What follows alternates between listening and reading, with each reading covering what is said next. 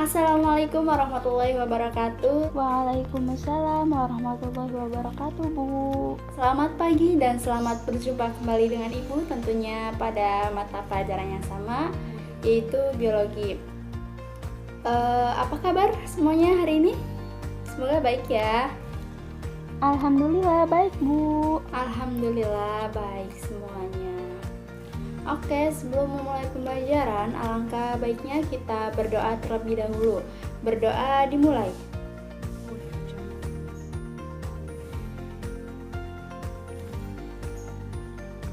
Berdoa selesai.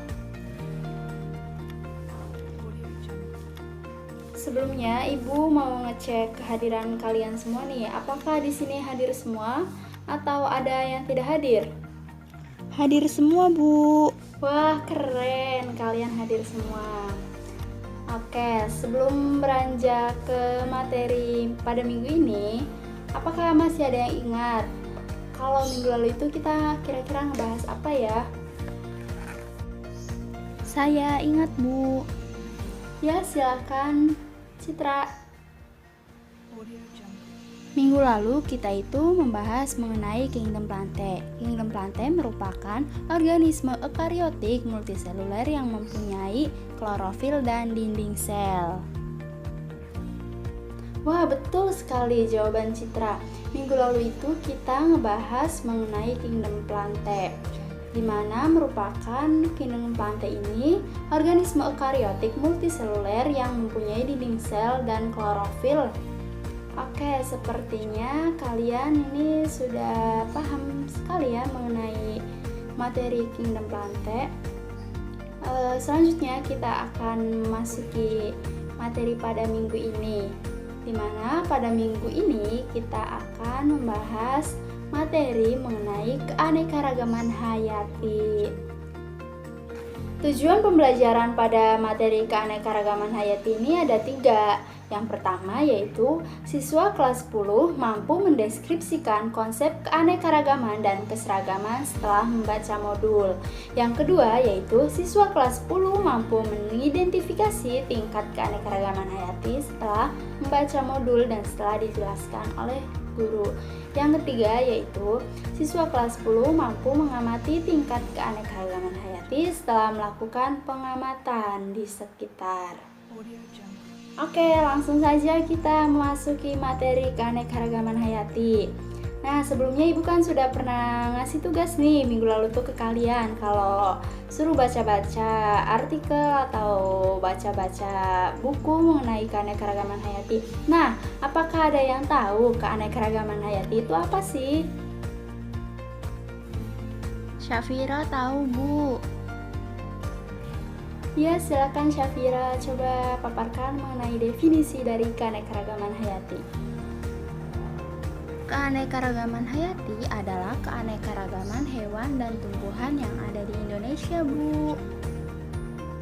Wah, betul sekali apa yang dikatakan Syafira, bahwa keanekaragaman hayati adalah keanekaragaman makhluk hidup yang menunjukkan keseluruhan dari variasi gen, spesies, dan ekosistem yang berada di suatu daerah. Lalu, setiap sistem lingkungan ini memiliki keanekaragaman yang berbeda. Keanekaragaman hayati ini ditunjukkan antara lain oleh variasi bentuk, ukuran, jumlah atau frekuensi, warna dan sifat-sifat makhluk hidup. Sedangkan keseragaman adalah ciri yang sama yang terdapat dalam satu spesies. Kemudian materi selanjutnya ada tingkatan keanekaragaman hayati. Nah, di sini siapa yang tahu tingkatan keanekaragaman hayati itu ada berapa sih? Coba sebutkan. Saya tahu, Bu, tingkatan keanekaragaman hayati itu ada 3. Yang pertama, keanekaragaman hayati pada tingkat gen. Kedua, keanekaragaman hayati pada tingkat spesies. Dan yang ketiga yaitu keanekaragaman hayati pada tingkat ekosistem.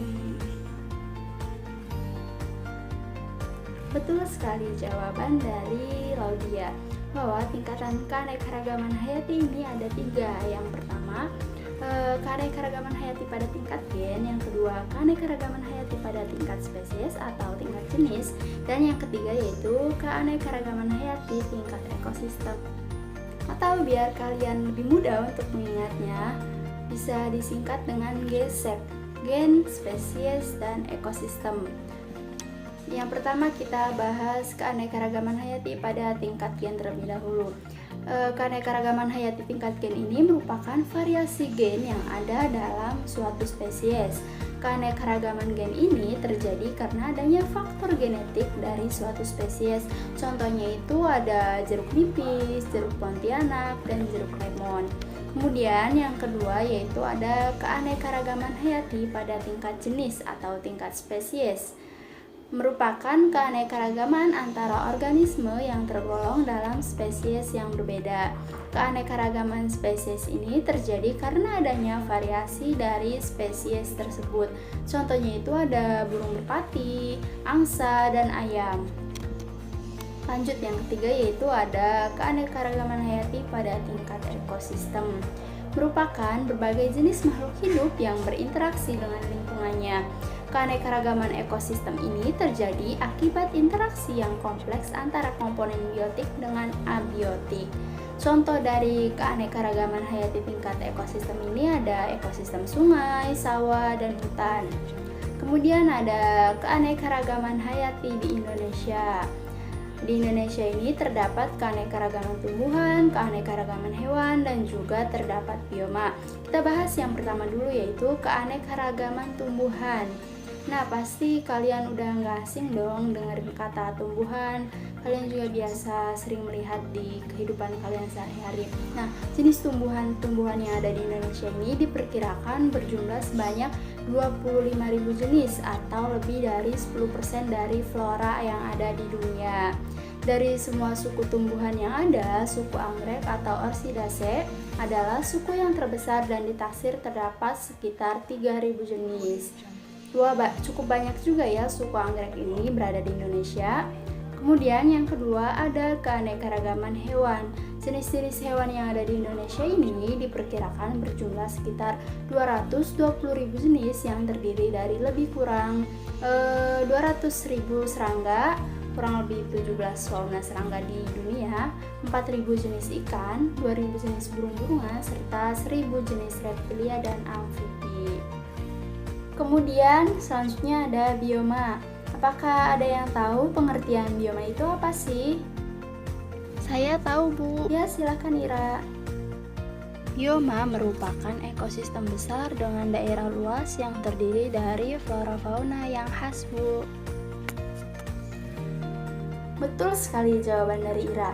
Bioma adalah ekosistem besar dengan daerah luas terdiri dari flora dan fauna yang khas.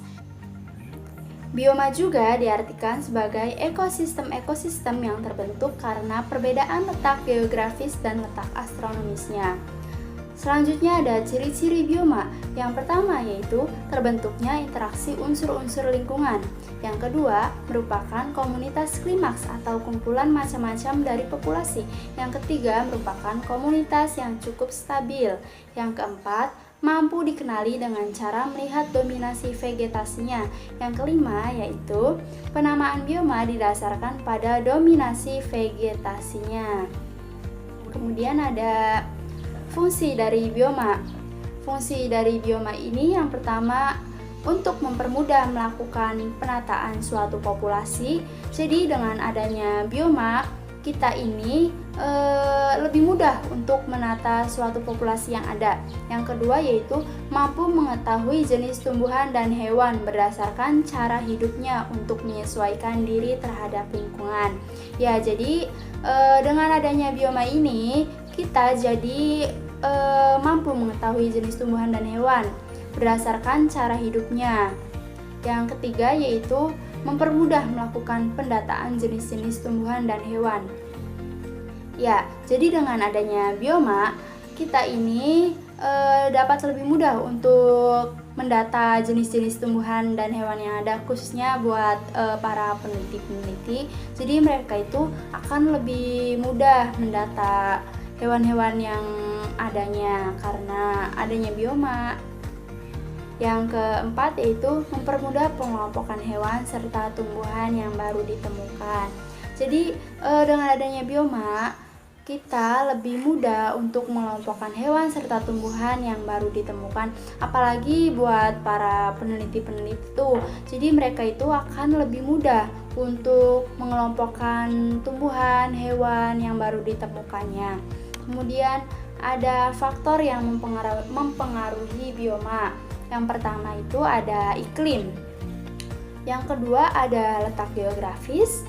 Yang ketiga yaitu ada curah hujan, dan yang keempat yaitu ada intensitas cahaya matahari yang diterima. Kemudian ada kegiatan manusia yang mempengaruhi biodiversitas. Itu ada dua. Yang pertama, manusia sebagai perusak keanekaragaman hayati. Contohnya itu manusia yang merusak habitat, terus penggunaan pestisida yang berlebihan, pencemaran, perubahan tipe tumbuhan, penebangan, serta seleksi. Yang kedua yaitu manusia sebagai pemelihara keanekaragaman hayati. Contohnya itu melakukan penghijauan, pembuatan taman kota, pemuliaan, dan pembiakan in situ dan ex situ untuk hewan yang hampir punah. Kemudian ada upaya-upaya pelestarian keanekaragaman hayati di Indonesia. Yang pertama yaitu dengan cara melakukan perlindungan alam. Yang kedua yaitu melakukan pengawetan hutan, serta yang ketiga yaitu perlindungan marga satwa. Sekian materi mengenai keanekaragaman hayati. Apakah ada yang ingin ditanyakan? Saya izin bertanya, Bu. Ya, silakan Yuli. Mau nanya apa? Apakah alasan terjadinya atau terbentuknya keanekaragaman hayati? Oke, apakah ada yang ingin menjawab pertanyaan dari Yuli? Saya izin menjawab, Bu. Ya, silakan Yunita. Terjadinya keanekaragaman hayati ini dipengaruhi oleh dua faktor. Yang pertama, faktor genetik. Faktor genetik ini bersifat relatif konstan atau stabil pengaruhnya terhadap morfologi organisme. Sementara faktor luar relatif labil pengaruhnya terhadap morfologi organisme, Bu. Baik, betul sekali jawaban dari Yunita, bahwa terjadinya keanekaragaman hayati ini disebabkan oleh dua faktor. Yang pertama yaitu faktor genetik, dan yang kedua yaitu faktor luar, di mana faktor genetik ini bersifat lebih stabil atau konstan pengaruhnya terhadap morfologi organisme. Sedangkan faktor luar ini sifatnya relatif labil pengaruhnya terhadap morfologi organisme. Apakah ada yang ingin ditanyakan lagi? Tidak, Bu, sudah cukup. Oke, sebelum pembelajaran berakhir, apakah di sini ada yang ingin menyimpulkan hasil pembelajaran pada hari ini? Coba dipersilahkan. Saya ingin menyimpulkan, Bu. Jadi, kesimpulan dari hasil pembelajaran hari ini yaitu keanekaragaman hayati merupakan keanekaragaman pada makhluk hidup yang meliputi gen, variasi, dan spesies. Terdapat 3 tingkatan pada keanekaragaman hayati, yakni tingkat gen, spesies, dan tingkat ekosistem. Penyebab terjadinya keanekaragaman hayati itu disebabkan oleh dua faktor, yaitu faktor genetik dan faktor luar. Oke, terima kasih Bila atas kesimpulannya. Jadi, kesimpulan pembelajaran hari ini Ibu lengkap ya. Keanekaragaman hayati adalah keanekaragaman pada makhluk hidup meliputi gen, variasi, dan spesies. Terdapat 3 tingkatan keanekaragaman hayati, yakni tingkatan gen, spesies, dan ekosistem.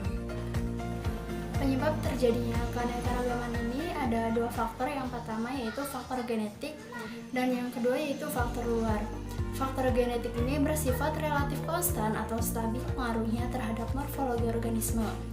Sementara faktor luar ini relatif labil pengaruhnya terhadap morfologi organisme. Apakah ada yang ingin ditanyakan lagi? Tidak, Bu, cukup. Oke, jika tidak ada, Ibu mau ngasih sedikit oleh-oleh buat kalian. Oleh-olehnya gampang, kalian cukup isi 5 soal yang sudah Ibu share di forum pembelajaran. Kemudian, lain ada tugas mengisi soal, kalian juga ada tugas praktikum pada materi keanekaragaman hayati ini. Praktikumnya gampang, kalian bisa lakukan di rumah kalian masing-masing. Kalian nanti amati keanekaragaman hayati yang ada di sekitar rumah kalian. Lalu nanti kalian masukkan ke dalam tabel hasil pengamatannya. Oke, cukup sekian pembelajaran pada hari ini. Minggu depan kita akan mempelajari materi mengenai sistem ekskresi manusia. Jangan lupa dibaca-baca terlebih dahulu ya materinya. Sekian yang dapat Ibu sampaikan. Kurang dan lebihnya mohon maaf. Wabillahi taufiq wal hidayah. Wassalamualaikum warahmatullahi wabarakatuh.